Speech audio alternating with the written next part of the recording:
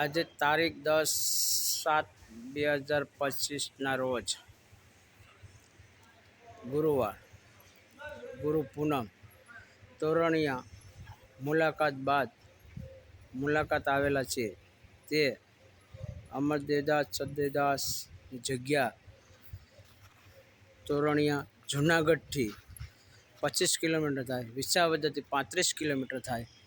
અંતે બંનેની વચ્ચે જે તોરણિયા અમરદેવદાસની સદદેવદાસની જગ્યા અર્પણ થઈ છે તે